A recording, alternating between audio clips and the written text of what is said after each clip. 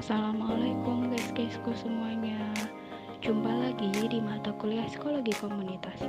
Perkenalkan, nama saya Khailatul Hasana, dan untuk materi kali ini saya akan menjelaskan kepada teman-teman semua mengenai self dan self actualization atau aktualisasi diri. Simak terus videonya sampai habis ya. Cekidot. Terdapat beberapa pengertian self menurut beberapa ahli. Ada menurut Rogers dalam Kumara tahun 1988 mengatakan bahwa konsep yang paling penting dalam teori kepribadian adalah the self sebagai perangkat persepsi dan kepercayaan yang konsisten dan teratur. Pengertian diri adalah sikap dan perasaan seseorang terhadap dirinya sendiri dan suatu keseluruhan proses psikologis yang menguasai tingkah laku dan penyesuaian diri. Sedangkan menurut Gulo pada tahun 1987 menyatakan bahwa self sebagai suatu keseluruhan yang dirasakan dan diyakini benar oleh seseorang tentang dirinya sebagai individu.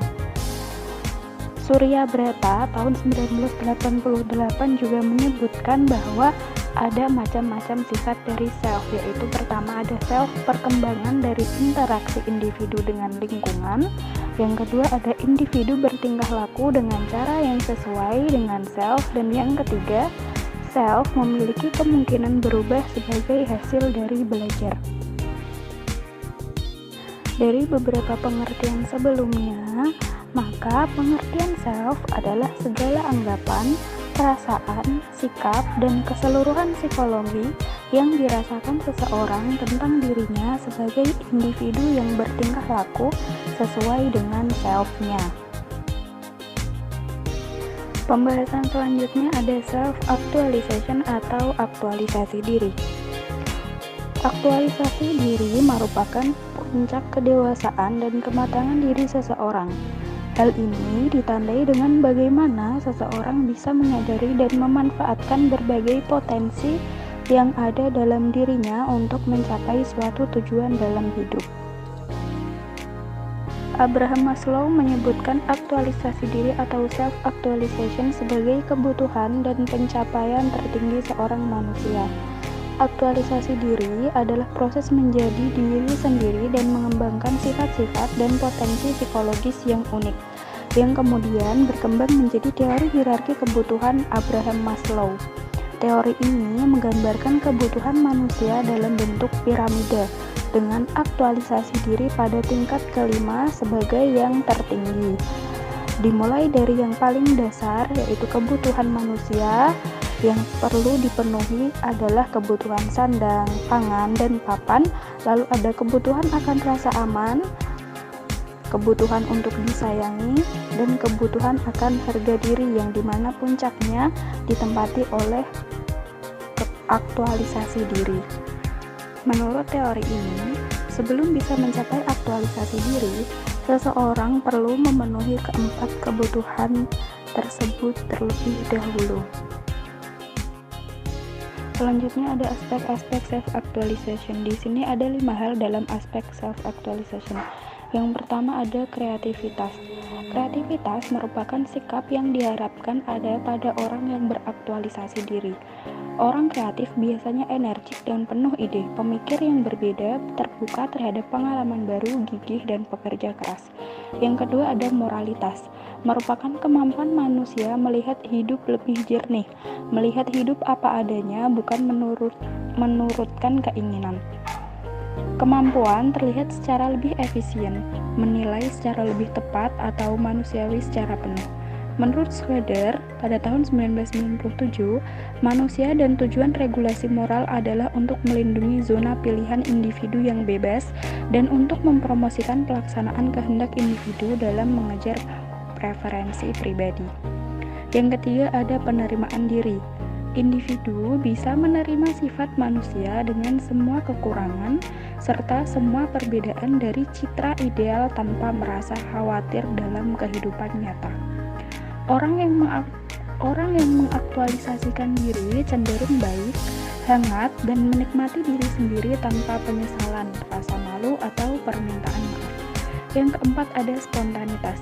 Aktualisasi diri manusia dapat digambarkan sebagai relatif spontan pada perilaku dan jauh lebih spontan daripada di kehidupan batin, pikiran, impuls, dan lain-lain.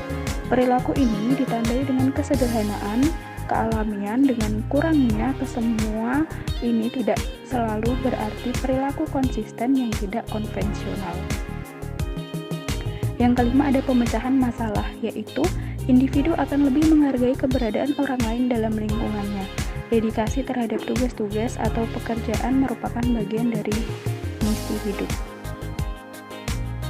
Selanjutnya ada karakteristik aktualisasi diri. Di sini juga terdapat 5 hal dalam karakteristik aktualisasi diri. Beberapa karakter orang yang sudah mencapai aktualisasi diri diantaranya yang pertama mandiri. Orang yang telah mencapai aktualisasi diri umumnya adalah orang yang mandiri. Ia biasanya sangat menghargai kesendirian dan tidak pernah bergantung pada orang lain dalam melakukan banyak hal. Pribadi ini biasanya juga tidak akan terpengaruh pada apa yang dipikirkan orang lain tentangnya. Yang kedua ada realistis. Realistis juga merupakan salah satu karakteristik utama orang yang sudah mencapai aktualisasi diri.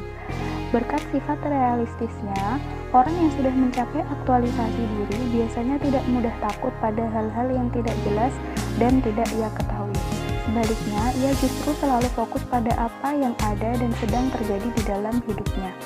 Yang ketiga, suka memecahkan masalah. Orang yang sudah mencapai aktualisasi diri umumnya memiliki rasa tanggung jawab dan etos kerja yang tinggi, sehingga cenderung lebih fokus untuk memecahkan suatu masalah. Hal ini tidak hanya diterapkan untuk dirinya, tapi juga untuk orang lain.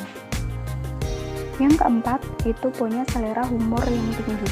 Karakteristik lain dari orang yang sudah mencapai aktualisasi diri adalah memiliki selera humor yang tinggi. Ia dapat menikmati humor dalam berbagai situasi dan mampu melihat sisi humor dari suatu masalah. Ia juga pandai membantu temannya untuk melihat sisi positif dari sebuah masalah tanpa membuatnya tersinggung. Dan yang kelima, menghargai proses. Orang yang sudah mencapai aktualisasi diri umumnya memiliki tujuan yang konkret pada setiap hal yang dilakukannya. Kendati demikian, ia tidak hanya terfokus pada tujuannya, tetapi juga akan menghargai setiap proses yang dilalui untuk mencapai tujuan tersebut. Untuk materi kita selanjutnya ada cara untuk mencapai aktualisasi diri. Aktualisasi diri dapat dicapai dengan beberapa cara, antara lain yang pertama meningkatkan rasa empati, yang kedua memberanikan diri untuk mencoba hal-hal baru, lalu menghabiskan waktu lebih banyak untuk diri sendiri atau me time. Yang keempat, menghargai hal-hal kecil yang terjadi dalam hidup, misalnya makanan yang baru kita dapat atau cuaca yang sedang baik. Selanjutnya ada belajar untuk menerima setiap hal yang terjadi dalam hidup, baik itu hal yang baik maupun yang buruk. Lalu ada tidak memusingkan apa yang dipikirkan orang lain mengenai diri kita. Dan yang terakhir, dapat bersikap jujur kepada diri sendiri dan melakukan hal-hal yang bisa membawa kita mencapai tujuan hidup. Namun, perlu diingat bahwa aktualisasi diri bukanlah suatu hal yang dapat dicapai dalam waktu yang singkat. Maka dari itu, aktualisasi diri dianggap sebagai tujuan jangka panjang menuju pribadi yang lebih baik. Tambahan untuk materi pencapaian aktualisasi diri, di sini pada piramida teori hierarki kebutuhan Maslow, aktualisasi diri memang berada pada tingkatan teratas. Akan tetapi, piramida ini seringkali dikritik karena dianggap kurang tepat. Pasalnya, kebutuhan seseorang mungkin saja berubah berdasarkan situasi yang sedang terjadi di dalam hidupnya. Misalnya, sebagai contoh, seseorang mungkin tidak memiliki tempat tinggal yang layak, tetapi ia masih bisa memelihara hubungan yang kuat dengan orang lain. Dengan kata lain, kita sebenarnya bisa mencapai aktualisasi diri walaupun kebutuhan-kebutuhan di bawahnya belum tercapai. Sekian pemaparan materi dari saya. Terima kasih atas atensi dan perhatiannya. Wassalamualaikum warahmatullahi wabarakatuh.